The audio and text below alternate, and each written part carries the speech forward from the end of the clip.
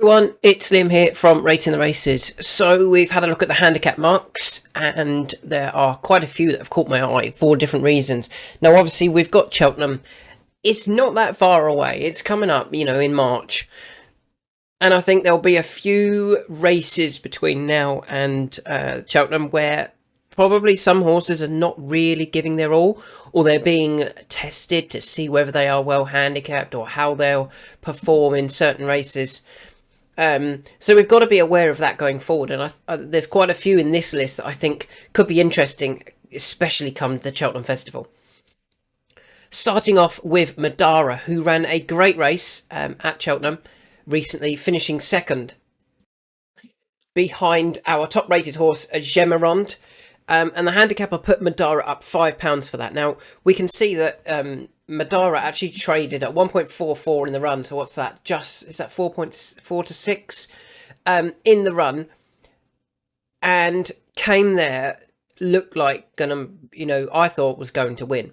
And jumped the second last a little bit sideways, didn't jump the last amazing either, and wasn't able to get past Gemarond. Now, interestingly, the horse has come back with an injury, or connections have reported that the horse has an injury. Now, that's interesting for a couple of reasons.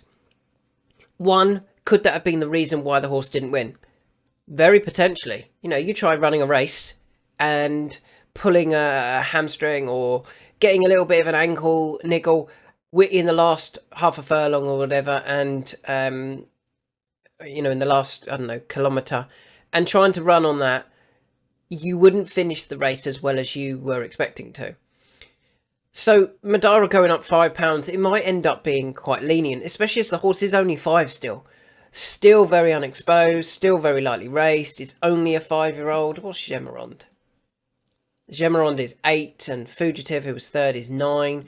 There's still plenty of time for Madara to progress into a much better horse. Currently rated 145, could easily be a 155 horse by the end of the season. Now, the injury could mean that they end up going straight to the Cheltenham Festival.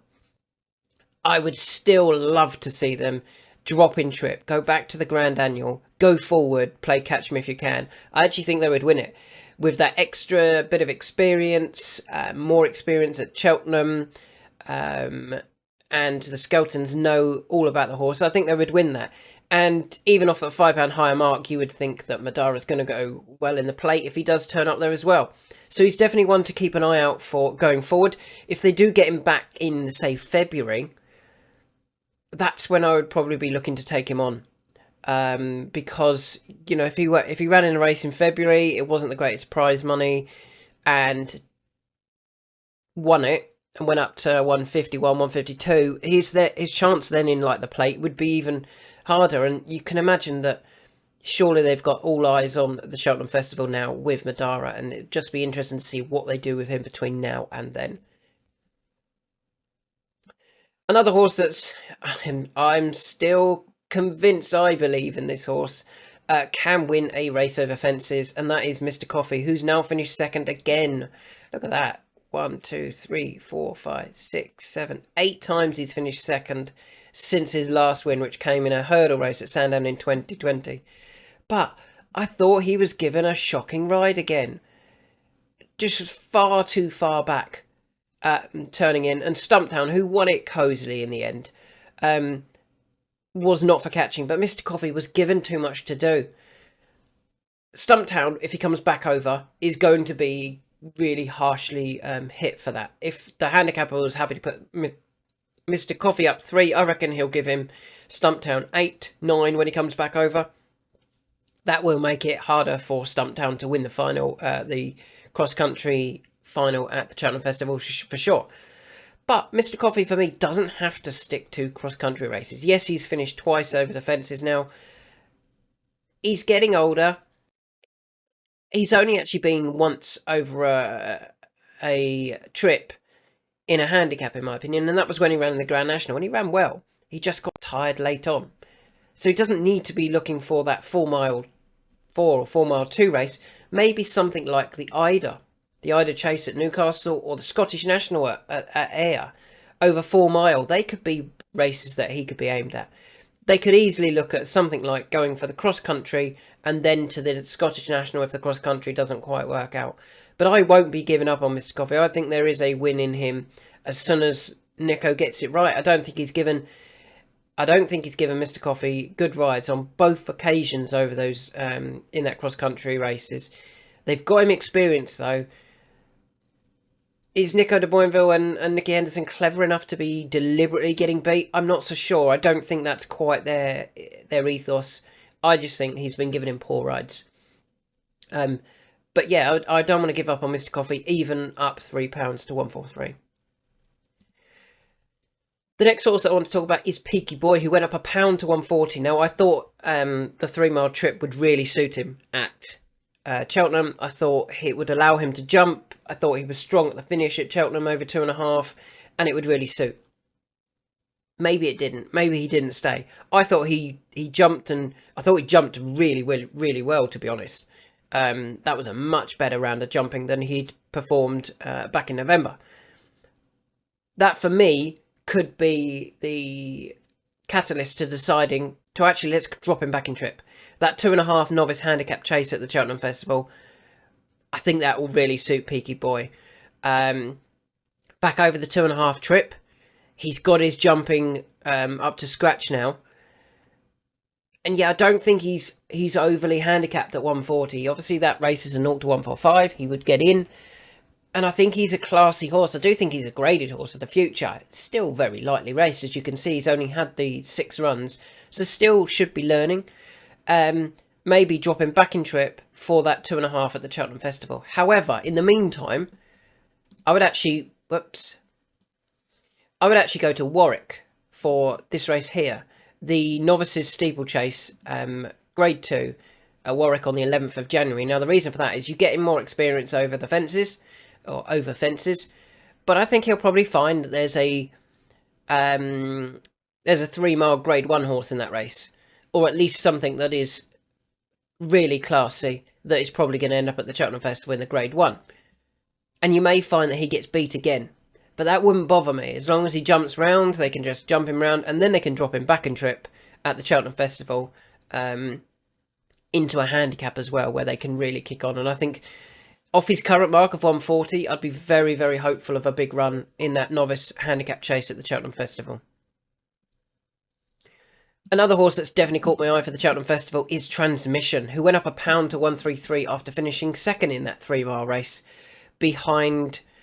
what was he? Behind Pyke Boy. He was behind Haiti Couleur as well. That's good form. Interestingly, one thing I would say, James Bowen appeared to give him a lot to do that day. The Bowens have been doing that recently. They've been giving their horses a real huge amount to do. Particularly at Cheltenham, I thought there was 5 or 6 rides from the pair of them where they seemed to be right out the back. And they did finish strongly. Is it a case that they were getting their fractions right, or they were trying something, or they believe they know how to ride Cheltenham now, and it needs to be right out the back and then finish strongly? Did they ride... Who rode Bo Zenith? Let's have a look. Bo Zenith was James Bowen, another one. We had that dead heat between them where one of their horses came from a long way back. Yeah, the Bowens just seem to be giving their horses strange rides at Cheltenham, giving them a lot to do. Now, because of getting beat, Transmission only went up £1 to 133. Last time out when he won at Cheltenham, he was ridden by Patrick Mullins. Well, the Kim Muir is an amateur riders race over 3 mile 1 at the Cheltenham Festival. Surely that's got to be where Neil Mulholland wants him to run. To be honest, I would be going straight there now as well. Don't run again. I thought the race they ran in was a very good 3 mile 1 novice handicap chase. Go straight to Cheltenham, get Patrick on board for the Kim Muir, and I think they would have a massive chance there. He's definitely one I'm interested in, and that race at the Kim Muir has to be the target. Moving on, Fugitive dropped £1 to 149. I thought that was very kind. Finished third in that feature race behind Gemerond and Madara. Madara, who was second, went up 5. Fugitive went down 1. Fugitive didn't get the ground he wanted. Wanted softer going. What do you do with Fugitive? it's fairly obvious for me. You go to Cheltenham for this race here, the Betfair Exchange Handicap Steeplechase, over 2.5. You hope you get soft ground on the 25th January. You then go to Haydock for a Veterans Qualifier. You're likely to get soft ground. You then go to Cheltenham for the Festival Plate and hope that it's soft ground. And then you go to Haydock for the Veterans Final. To be honest, I would go Cheltenham in January. If it's not soft, don't run him. Haydock in, I think it's February. If it's not soft, still run him because you need to get him qualified for the final. Cheltenham, the Plate, if it's not soft, don't run him. Haydock for the Veterans Final. You're likely to get soft there, and you do run him there because I think he would win that if he got good to soft or softer. If he gets soft at Haydock in a Veterans Final, I think Fugitive would be, I think it'd be the one to beat in a Veterans race like that. Really, I thought it was a really good run at Cheltenham this weekend on ground that he didn't want. But yeah, in the meantime, they can definitely go for this race. Keep him in normal handicap company on the 25th of January 1st. Try and win that if it's soft. If it isn't, don't actually run him there and just save him for the Veterans Series. Next horse I want to talk about is Ginny's Destiny, who dropped £2 to 152. Now, I thought his effort at Huntingdon demonstrated that he is not going to win a Ryanair. He got beat by Protectorate, he got beat by Jello, was never good enough to beat either of those, and isn't going to be winning a Ryanair. No point stepping him up in trip, he doesn't need that. Can't drop him in trip for the Champion Chase. You've got to stick to a handicap. You've got to find a handicap with him. Again, I think he's fairly easy to do. We've got to remember that he got beat at the beginning of last season off 135. So when he went off 3-1 favourite for the Paddy Power off 155 and got beat, maybe it wasn't that bad a run. Trainer also said he dropped both his hind legs in the water. That probably affected his chance. Get him back into handicap company. He'd be off a £3 lower mark than when he went off the 3-1 favourite for the Paddy Power. I think that's got to be what they do. And for me, it's obvious. I would go for this Betfair Exchange handicap on the 25th of January. And then straight to the Cheltenham Festival for the Plate. I think he would have great chances in both of those. Granted, obviously, if he wins the handicap in January, he may find that he's then poorly handicapped. And we could end up having a few in that race that are very interesting. Madara, Fugitive, Ginny's Destiny. We've actually got a couple later as well. In Excelsis Dio. Oh yeah, just that one more. In Excelsis Dio is another one that I want to talk about with the Plate in mind. But some of these are very ground dependent. So Fugitive probably wants a soft ground. Ginny's Destiny, not so much. Ginny's Destiny can run on good to soft. Madara doesn't need the soft ground at all. And in Excelsis Dio probably does need a bit of cut, I think. No, he doesn't. You can see that he's had plenty of good form on good ground. So that's not an issue for him. So there's two that probably need one that needs the cut. And the other three that probably don't. But yeah, Ginny's Destiny surely has to be running in this race on the 25th of January. Now, you'll say that's now 3 that you've suggested for that race. Absolutely. Are they all going to run? I don't know. So often I think I've found the most obvious race for a horse, and then the trainer goes and runs it somewhere else over a completely different trip and it disappoints. And then they're like, oh, well, that was disappointing. Oh, yeah, it really frustrates me sometimes. Anyway, moving on. We go to Ballygriffin Cottage, who dropped £3 to 136. Now, he's starting to drop to a nice mark. And I just feel that maybe they want to give him a try in something like this. The Skybet Peter Marsh Handicap. It's over 3 mile 1 at Haydock on the 18th of January. Now, he's only been to Haydock once. He won it. He won it by 11 lengths. Who did he beat that day? Let's have a look. It was in a 2 mile 5 novice chase. He beat Keldastan and Beauport. Now, Beauport's rated 156. £20 higher than Ballygriffin Cottage.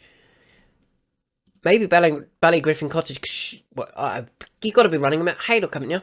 Go back to where you've performed so well. He's nicely handicapped. The Peter Marsh, I think, would be ideal for him. He's definitely one that I am interested in going forward, because I think he's dropping to a nice handicap mark. He just needs things to go right and maybe now go to a course that he has performed well at.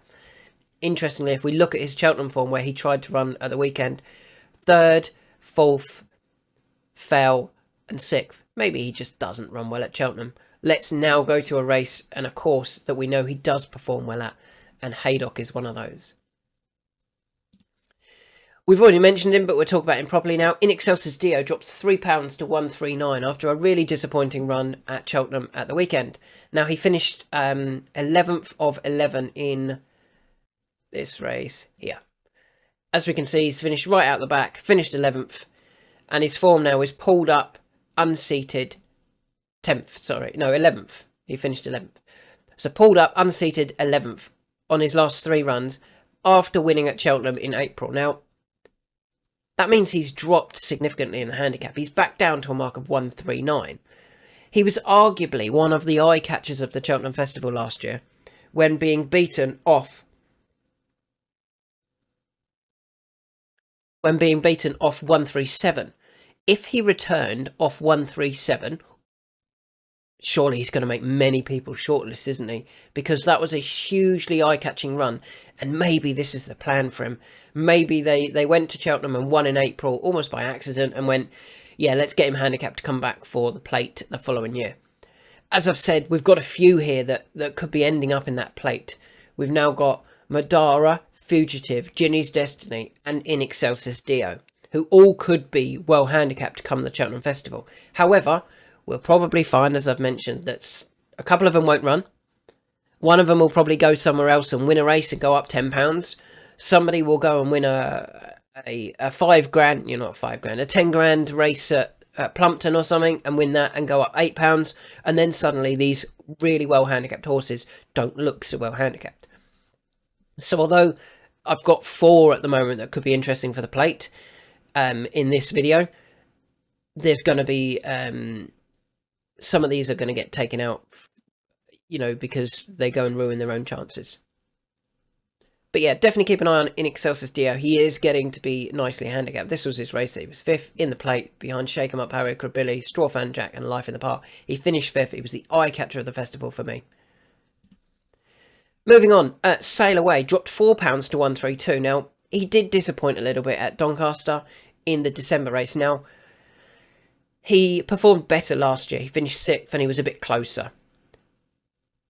That does mean the handicapper has dropped him again. And he dropped him quite a lot. He dropped him £4 for that. And I thought that was quite kind. That actually means when he ran here in 2024, in January, in the Great Yorkshire Chase, he ran off a mark of 142. And he finished 4th, and he wasn't that far behind. He was only 4 lengths behind, I believe, Annual Invictus, Forward Plan, and Charlie Uberalis. So 4 lengths, and he's dropped £10. Good race to win, 56 grand. What was the race at the weekend? Let's just have a little look. Was it that they were going, let's get him well handicapped for the next time? It's 26. I mean, you could understand him not really wanting to try. And to be fair, the form, Charlie Uberalis, Forward Plan, Does He Know, all got good Doncaster form. Maybe he was being saved for this race in January. He's definitely one I want to have another go on in January at Doncaster, and surely that's where he's going to run in the Great Yorkshire Chase off a £10 lower mark. Another Dan Skelton horse that caught my eye was Shan Blur. Now, this could have been very, very clever placement. He ran in a veterans race and was probably running over a trip too short. It was only 2.5 miles. The horse probably wants further than that. He probably wants 3 miles, especially as he's getting older. Now, because it was a veterans race, I feel the handicapper has overreacted here, and he's dropped him £4 to 137. Well, then surely he turns up in this race for 56 grand. Take him back out of Veterans Company, go back to the Swinley Handicap Chase at Ascot. He was only 1.5 lengths behind 3 Under Through 5 and Rapper last year, beating Victorino over 3 mile at Ascot for 56 or 57 grand. That came off a mark of 143, so a £6 higher mark. Clearly, a lot more was expected of him at Cheltenham when he went off the 3-1 favourite. Maybe they weren't trying. Maybe a few of the Skeltons weren't trying this weekend. I've highlighted a few here that going forward could be interesting. Griffin Cottage, Sail Away, Shan Blur, all look very well handicapped, and we've got another one a little bit later on this video that I think maybe weren't trying with other races in mind. They thought they could get them dropped a few pounds, and they have for a real go at it in January. So yeah, I'd love to see Shan Blur back for this race at Ascot in...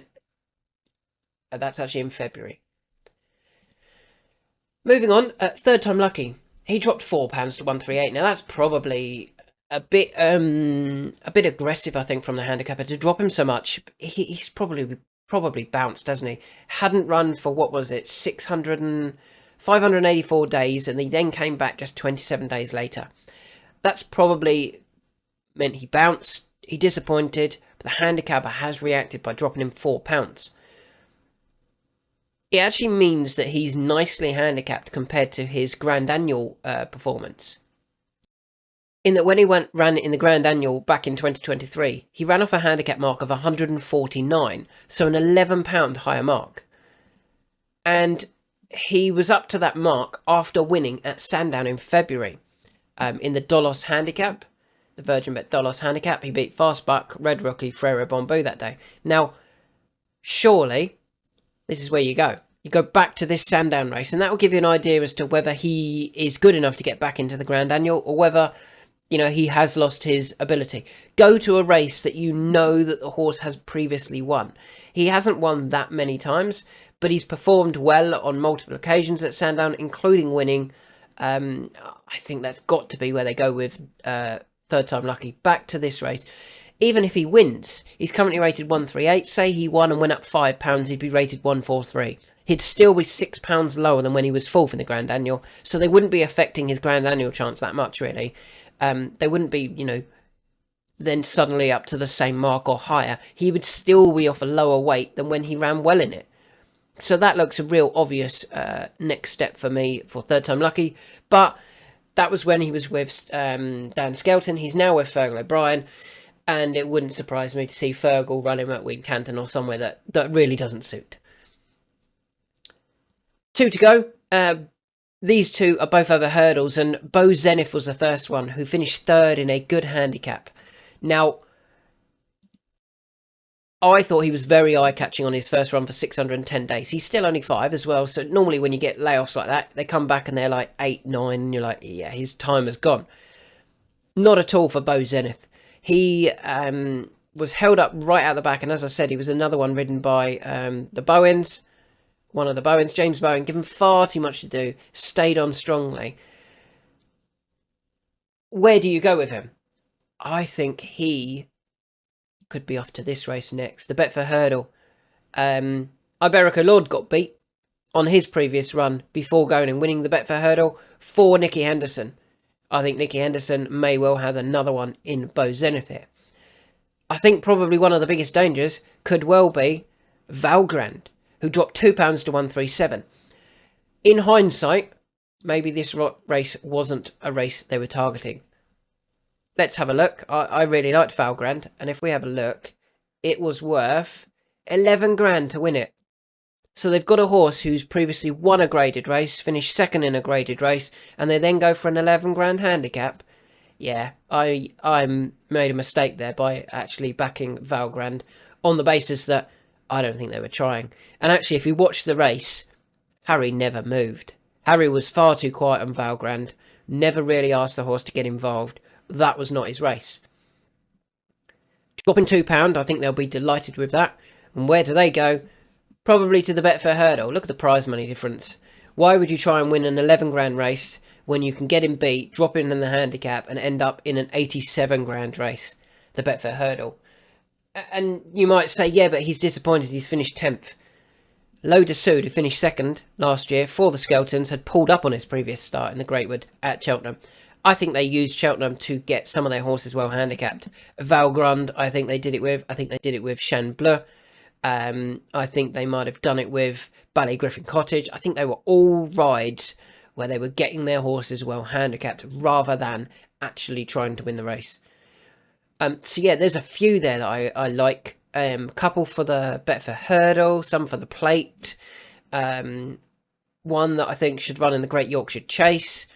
I honestly, if all of those ran, I'd be disappointed if we didn't have 5 or 6 winners there, because I think they've got so many positives about going to those races I've suggested. Third Time Lucky, definitely want to see him at Sandown. Definitely want to see Valgrand and Bo Zenith at Newbury for the Betfair Hurdle. All of those in the plate, but I think we'll probably find something ends up somewhere else. And Transmission definitely in that Kim Muir under Patrick Mullins.